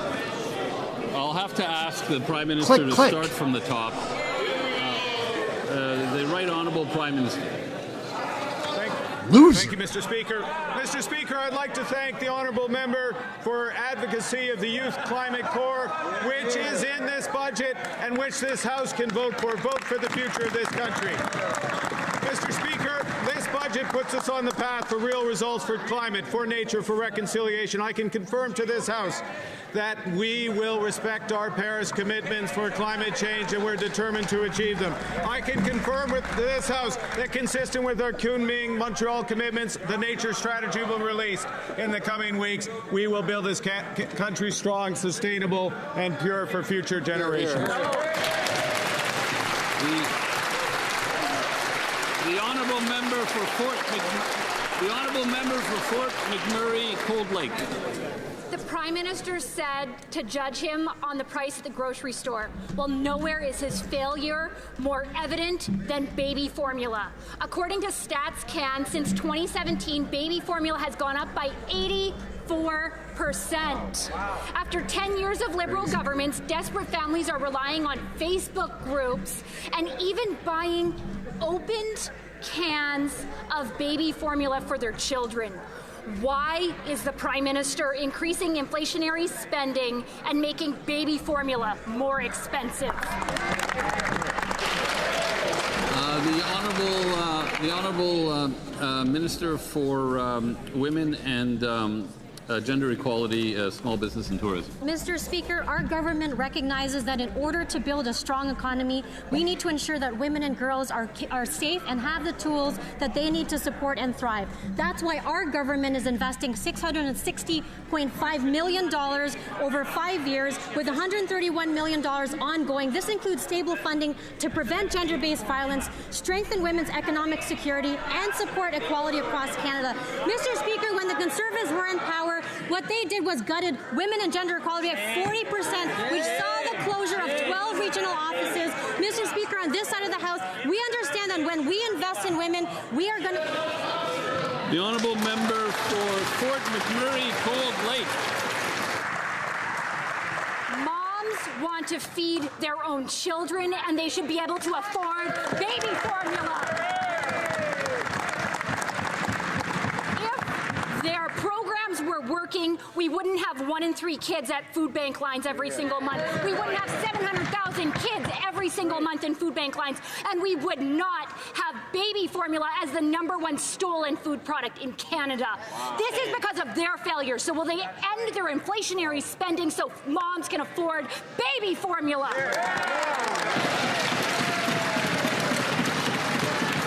The Honourable Secretary of State for Children and Youth. Thank you, Mr. Speaker. We've taken action to fight food insecurity. Part of the solution is working with our provinces and territorial and Indigenous partners to ensure 400,000 more children get nutritious meals at school every year. That is why this budget will make the National School Food Program permanent. In Canada, no child should wonder at school where their next meal is coming from. When members opposite talk about food insecurity, they should start by voting for the budget. I was going to give the member a little more time, but she finished her answer, I guess. The honourable member for Kitchener Centre. Mr. Speaker, while families in Kitchener are increasingly using food banks at alarming rates, this government had a chance to lower food prices by scrapping the standard fuel tax. Instead, they chose to increase it by another 17 cents. This increases things like coffee, already up 34%, and beef up 16%. Shame. Why does this Prime Minister seem so determined to drive Canadians into poverty by ignoring skyrocketing food prices while he enjoys a luxury lifestyle hidden from the consequences of his own policies? The Honourable Minister of Jobs and Families. Mr. Speaker, last week we came to an agreement with Ontario to continue our work on affordable childcare in that province and all across the country, Mr. Speaker. Families are saving money. But don't take it from me, Mr. Speaker. Listen to this parent from Andrew Fleck Children's Services. We've been able to have healthier meals at home, start saving for post-secondary education. Another parent said we were able to buy a house because of the child care fee reduction. It's made a monumental difference in our lives. Mr. Speaker, if they want to help families, why don't they vote for our budget? The honourable member for Kitchener Centre. Speaker, in typical Liberal fashion, I asked a question on food and I got an answer on childcare, but I'm going to ask again. Why is the Prime Minister not only refusing to scrap the fuel standards tax that's driving up food prices, but actually increasing it? This will drive up the cost to grow the food, package the food, and deliver the food across this country. Does he want groceries to be a luxury item because luxury is the only thing that he knows, while everyday Canadians can't afford to put food on the table? The Honourable Minister of Jobs and Families. Well, Mr. Speaker, I guess she wasn't listening to this parent from Andrew Fleck Children's Services who said we've been able to have healthier meals at home and start saving for post-secondary education. Wow. But another mother, Mr. Speaker, from the same child care services said, I would have had to quit my job and become a stay-at-home mom, and we would not have been able to afford child care at previous prices. And go...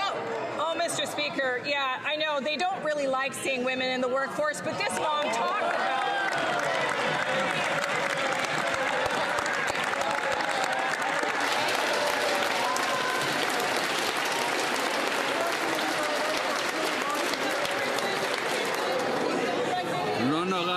The honourable member for Portneuf. The honourable... Was the member finished? I think... No, I thought the member was finished. The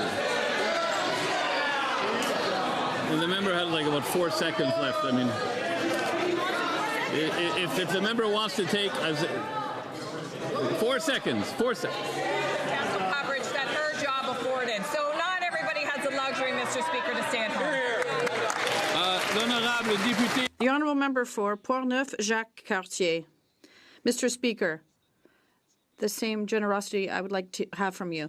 This Liberal government is the most expensive in Canadian history. For every dollar spent by this PM, it comes directly out of Canadians' pockets, and everything costs more. Groceries, housing, heating. The famous industrial carbon tax is rising up prices for our farmers. It's the cost of food that we're putting on our table that's going up, and there's nothing in this budget to give Canadians any hope or any oxygen. Why is this Prime Minister increasing the industrial carbon tax, which raises the price of groceries? The Honourable Minister. Mr. Speaker, I think that the Conservative member is somewhat confused, and to help him to see things clearly, all he has to do is ask his colleague sitting next to him, who is the member for the Liberal Party in Quebec, who voted for the carbon price system in Quebec. And this system is not under the federal government. All he has to do is ask his colleague, who is sitting right next to him. The honourable member for Richmond Hill South. This Liberal government is the most expensive in Canadian history. Every dollar this Prime Minister spends is driving up the cost of everything and is paid for by hard-working Canadians. According to the latest data, year over year, chicken is up 6%, seafood is up 8%, infant formula is up 6%, and beef is up a staggering 17%. Food prices are now rising 40% faster in Canada than in the United States. But instead of scrapping the industrial carbon tax and making life affordable, the Liberals doubled down, hiking the tax on farmers and producers, driving up the cost of farm equipment and fertilizer.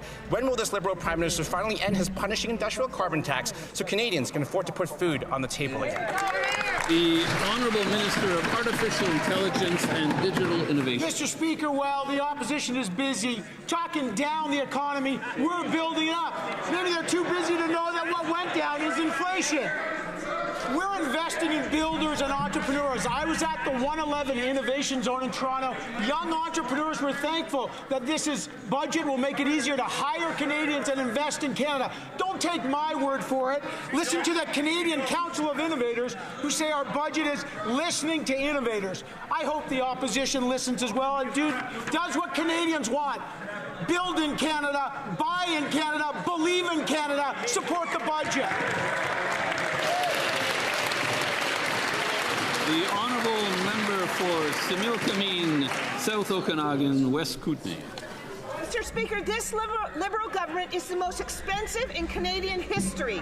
Every dollar the Prime Minister spends comes out of the pockets of Canadians, driving up the cost of everything. Food prices have risen nearly 40% faster in Canada than in the U.S. The Liberals' answer? Increase the industrial carbon tax. The Okanagan Valley is the fruit basket of Canada, yet taxes on our farms mean the cost of fruit grown in Canada is higher than fruit from abroad. Why is this Prime Minister increasing the industrial carbon tax and making food more expensive? The Honourable Minister of Housing and Infrastructure. Thank you, Mr. Speaker. Canadians elected this new government to deliver on affordable homes and strong, connected communities. And I have good news for my colleague from BC. Budget 2025 answers the call with historic investments. Excuse me. I'm going to ask the Minister to start again because of the noise level around me. I won't. Well, could the Minister take another shot at it, please? Thank you, Mr. Speaker. Good news for my colleague from BC. Budget 2025 answers the call with historic investments in affordable homes that will make a difference in people's lives and improving our roads, our transit, our public infrastructure, our community centers, hospitals and schools. And with Build Canada Homes, we are closing urgent gaps and building at a scale unprecedented that brings affordability to all Canadians. Mr. Speaker, every investment is about empowering Canadians and making a difference in their lives with affordable housing and great community infrastructure. Excellent. The honourable member for Leeds, Grenville, Thousand Islands, Rideau Lakes. This Liberal government's the most expensive in Canadian history, and everything that this Prime Minister spends comes out of the pockets of hard-working Canadians. Now let's take a look at the Liberal-appointed president of the Nuclear Safety Commission, who's racking up massive expenses for international junkets like $14,000 to Paris. Meanwhile, they're raising taxes on fuel that's going to add 17 cents a litre, and their appointees are taking limo rides. So why do Liberals get limo rides while Canadians get higher taxes from this Prime Minister and these Liberals? The Honourable Minister of Natural Resources. Mr. Speaker, what this government is doing is helping build the best nuclear system in the world. We are building at Darlington. We just put $2 billion into building the first of a kind small modular reactors that will be exported around the world, creating Canadian jobs, Mr. Speaker.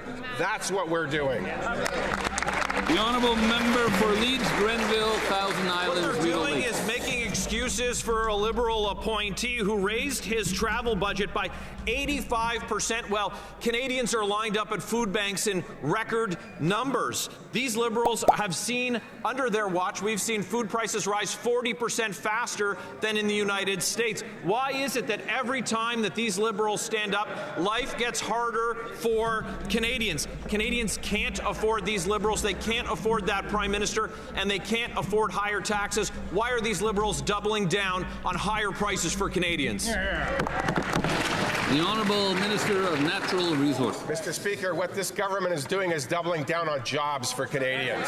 At Darlington, we're building $12 billion, $20 billion of new SMRs, creating 20,000 new jobs, good-paying jobs, blue-collar jobs all across this country. That's what we are doing. The Honourable Member for Bay of Quinte. Mr. Speaker, my riding of Bay of Quinte is home to several hundred Canadian Armed Forces members and their families. I know that my constituents, including our brave men and women in uniform, are watching as Canada makes new investments in our forces and work towards our NATO targets. Can the Minister of National Defence then speak to the new defence investments Canada is making in Budget 2025? The Honourable Minister of National Defence. Mr. Speaker, in Budget 2025, we're investing over $81 billion to rebuild, rearm, and reinvest in our Canadian Armed Forces. We're making major investments in our people with the largest salary increase, up to 20%, for CAF members in a generation this past weekend. Nearly 90,000 CAF members saw their salaries increase. This is what's in our budget: a pay raise for CAF members, support for CAF members, equipment for CAF members, respect for CAF members. Let's get behind our forces. The Honourable Member for Abbotsford South Langley. Speaker, last week there was deep disappointment with the Prime Minister's actions in British Columbia. While he took a leisurely walk along the beach admiring the White Rock Pier, families in nearby communities were attending vigils and town halls in response to more than 100 extortion cases reported this year, terrorizing the BC Lower Mainland. These families are facing repeated shootings and intimidation, and the Prime Minister deliberately chose to ignore them. Instead of taking leisurely walks on the pier, will the Prime Minister get serious and adopt our Conservative plan to finally crack down on extortion? The Honourable Secretary of State for Combating Crime. Mr. Speaker, the Prime Minister has taken many steps to improve the situation of public safety in our country. Right. Mr. Speaker, when the Conservatives vote against Budget 2025, they are voting against more RCMP officers, more CBSA officers. They're voting against a $1.7 billion investment into our RCMP, and they're voting against pay raises for RCMP cadets, Mr. Speaker. Essentially, Mr. Speaker, they're voting against public safety. That's right. The Honourable Member for... All right, gang, we're trying to get 13 more people to smash the like so that we can hit 200 subscribers. There's got to be 13 people that just forgot. I just remembered to hit the like. So maybe we only need 12. Help a brother out. Let's wrap this up. Commission Match Street, Abbotsford. Mr. Speaker, the Liberals can outline anything in the budget they want, but it's not addressing the problem we have with extortion, where there's been a 550% increase in British Columbia. Business owners are especially scared because they're the ones who are being targeted. The Abbotsford Police, the Surrey Police have already put forward special task force to deal with this growing problem. In the last Parliament, the Liberals had a chance to vote in favour of our Conservative plan to stop extortion, and they rejected it. So on behalf of British Columbians, when are they going to get serious and vote for our Conservative plan to reduce extortion and keep our businesses and communities safe? Hear, hear. The Honourable Secretary of State for Combating Crime. Good news, Mr. Speaker. The Conservatives have a chance in this Parliament to vote for C2, to vote for C14, to vote for C12. Mr. Speaker, this weekend I spoke to an extortion victim. They told me that it is taking police months and months to get permission from the courts to link their phone number that they're being extorted from to an actual suspect, Mr. Speaker. But lawful access, which is in C2, would help provide the solution to this problem. When will the Conservatives get on board and vote for lawful access measures, Mr. Speaker? The honourable member for Edmonton Gateway. Mr. Speaker, extortion is at crisis levels in Canada, up over 550% in Surrey alone. But the Liberals have done nothing to protect Canadians. Over 6 months ago, they promised 1,000 new RCMP officers to help the situation, but none have been hired, Mr. Speaker. We brought forward legislation to crack down on extortion and keep Canadians safe. They blocked it, Mr. Speaker. When will the Liberals take extortion seriously and support our Conservative plan to keep these criminals behind bars and keep Canadians safe? The Honourable Secretary of State. Mr. Speaker, in this country, extortion is taken very seriously. When extortion is committed, the Criminal Code of Canada has... You could serve life in prison, according to the sentence in the Criminal Code of Canada, Mr. Speaker. But what's really important when it comes to extortion cases is solving the extortion before charges are laid. And Mr. Speaker, police across this country are asking for lawful access provisions so they can investigate these cases appropriately. But you know who's against it? The Conservatives, Mr. Speaker. Why won't they give law enforcement the tools that they need to crack down on extortion? The honourable member for Brome, Missisquoi. Mr. Speaker, in my riding of Brome, Missisquoi, many members of my community work in the natural resources industry and in the manufacturing sector. They rely on strong supply chains and infrastructure to buy and sell the goods that they need to support our local economies. The Port of Saguenay is a key example of such a supply chain for Canadian industry, and it benefits all of Canada by playing an important role as a link to catalyze our economy. Can the Minister of Transportation tell us how this year's budget, through its investment of $57.6 million, intends to strengthen this crucial economic link? The Honourable Minister of Government Transformation. Thank you very much. I'd like to thank my colleague from Brome, Missisquoi. Modernizing port infrastructure is essential to stimulate regional economies and productivity and strengthen our national economy.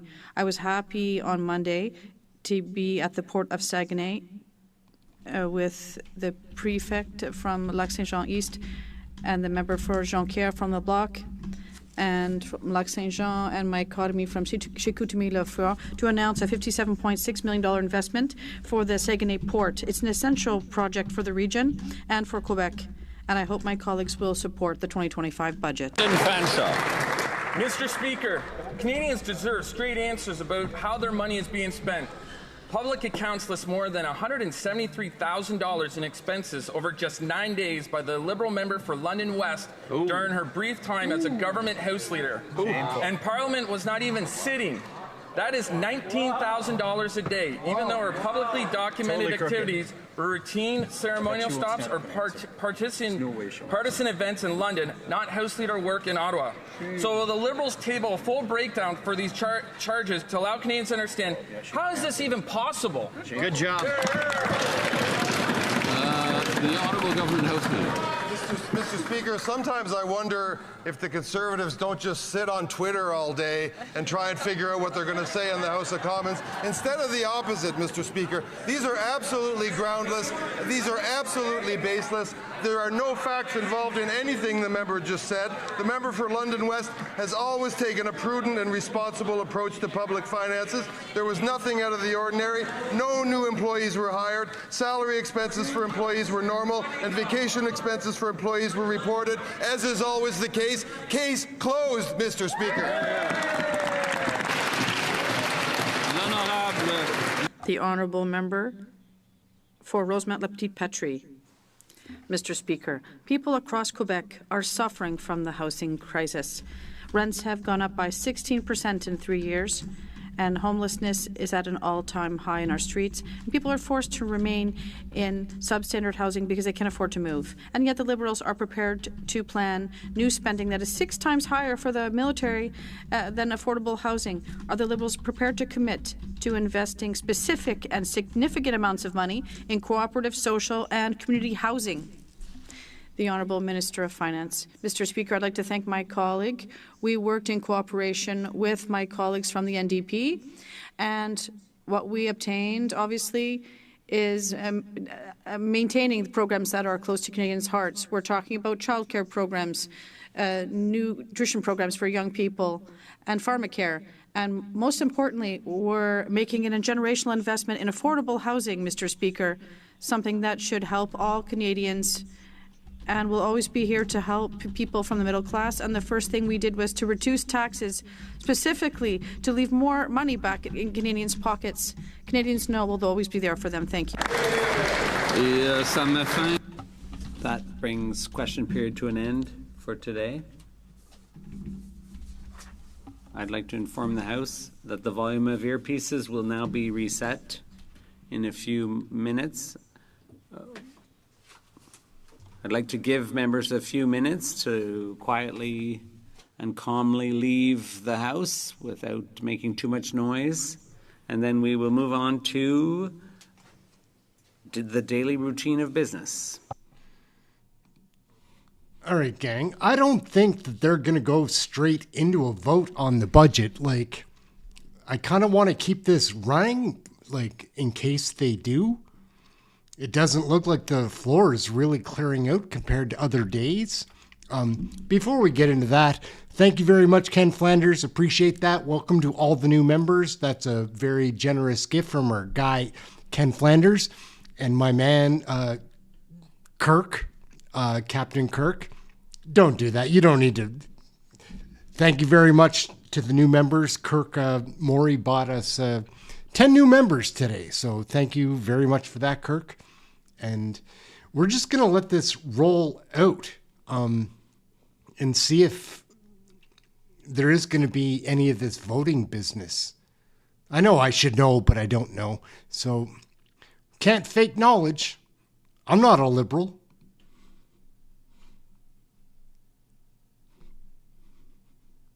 Oh, they've got the mics down and everything. Yeah, well. Oh, mics are back up. Looks pretty empty.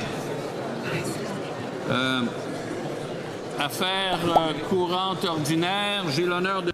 Daily routine of business. I have the honor of tabling in both official languages a letter from the Parliamentary Budget Officer pursuant to Standing Order 69.42 of the Parliament of Canada Act. The Leader of the Government in the House of Commons. Thank you, Mr. Speaker. Pursuant to Standing Order 3688, I have the honor to table in both official languages the government's responses to 38 petitions. These returns will be tabled in an electronic format. Dépôt de projet de loi émanant du gouvernement. Introduction of government bills. Statements by ministers. Yeah, Reports we're just from going to wrap Interparliament- up, guys. Like, I think that there will be a vote, but I just had somebody that I trust tell me it's going to be in about 2 hours and 15 minutes. So probably not going to get a chance to catch it live. You should do exercises. That's important to our good health. And So we're going to wrap it up right there. Aaron, Canadian Looney, like, share, subscribe. Smash the like. I know it's late, but we're trying to break a record here.